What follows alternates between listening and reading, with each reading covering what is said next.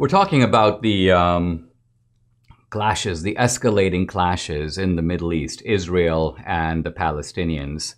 And I want to start by talking about this idea of the Israeli occupation. This has become part of the standard rhetoric. Israel is a colonial power, and they are occupying Palestine. And this, of course, raises the fundamental question, who does this land belong to? Now, I don't claim that that's an easy question to answer, but I do dispute the idea that the left is answering it as if it were an easy question to answer. The Israelis, of course, are the occupiers. The Palestinians own the land. And my question is, how do they own the land? Let's start with something that begins in our own country. America. We keep hearing from the left that America belongs to the American Indians. Why? Because they are its original inhabitants. Because they are its original inhabitants, they have the title deeds to the land. Now, this to me is by itself a little problematic. I mean, does the first Bedouin who gets to an oasis own the oasis? Does he have the right to say, I came here first, so all the water on the oasis, all the land belongs to me? What if three other Bedouins show up and they not only claim an equivalent right to drink out of the oasis and to use the land, but they have better ideas for what to do with the land and how to develop the oasis? So I don't think it is an obvious question, but for the left it is.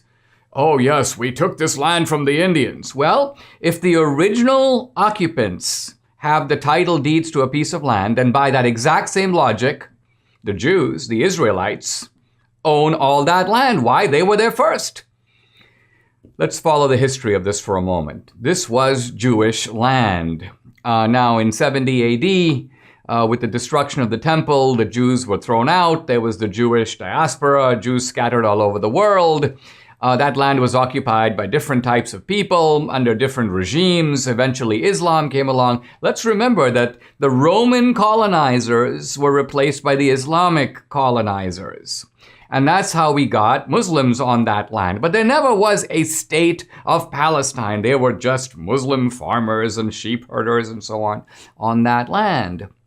And then in 1948, this is after the Ottoman Empire, of course, collapsed, and the British, in a sense, were controlling that territory. The British decided, in a sense, to create the State of Israel, to partition the land, to give some of it to the Jews, some of it to the Palestinians. And the Palestinians said no deal. The Jews accepted it. The Palestinians said no. And this is what created the State of Israel. But under tense conditions, there was the 48 war, and then there was the 1967 war, and it's in the 1967 war, by the way, a war initiated by Arab and Muslim states against Israel, an attack from the outside involving a number of Arab countries, but Israel, kind of miraculously, I think we would say, won that war, and that's how the West Bank and Gaza fell under Israeli control. Now, interestingly, today, there are separate authorities ruling the West Bank and Gaza.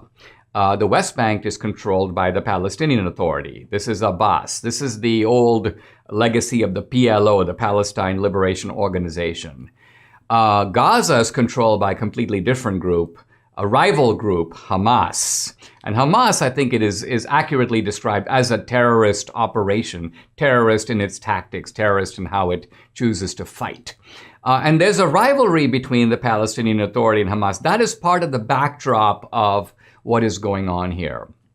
Now, come back to America, where we keep hearing in the media and so on that the Palestinians believe this and the Palestinians believe that, and the Muslims believe this and the Muslims believe that. But of course, everything has changed in the Middle East, and everything has changed in the Middle East because of Trump. What Trump basically did was he reconfigured the power structure in the Middle East. He found, when he made a few phone calls, as it turns out, that a lot of these other countries, Jordan, Bahrain, United Arab Emirates, all these countries, they do care about the Palestinians, but they don't care all that much. They're a little bit annoyed that these people ultimately have proved to be impossible to please. The Israelis have made offer after offer. The Palestinians, no deal, no deal. We want to lob bombs into you. So these other Muslim countries are like, forget about that. We can have separate, independent dealings with Israel. So every time we keep hearing Rashida Tlaib and so on talk about the Muslims, she's forgetting that the Muslims in the Middle East don't agree with her.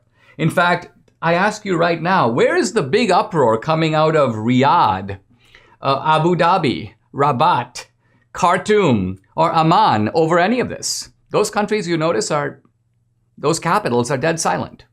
The bottom line of it is that Israel has good dealings with all those people. The Palestinians are fighting their own fight.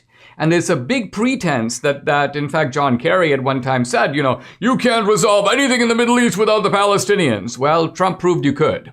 And he did. And in fact, it seems to me this is the key to why the Democratic Party has shifted into such an anti-Israel stance. Part of it, of course, is the fact that the progressives have now come to power in the Democratic Party. They've pushed out the old centrists in the Democratic Party. That's part of it. So you've got these radicals like Rashida Tlaib and AOC and Ilhan Omar, and they're driving the agenda. But here's the other factor. In the last 4 years, the Democrats have gone into kind of a reflexive stance. If Trump is for it, we gotta be against it. So Trump was, of course, full-throatedly, unequivocally pro-Israel. So Democrats go, Israel must be horrible. And so what we've seen is a shift in American politics in which the Democratic Party, which always was fairly pro-Israel, has now become increasingly anti-Israel. And that is the politics driving this dispute. The bottom line of it is I hope that Israel is triumphant, not only for strategic reasons, not only for religious reasons, but also for moral reasons, because at the end of the day, Israel is a decent, democratic society that respects religious diversity and human rights, and the radical Muslims do not.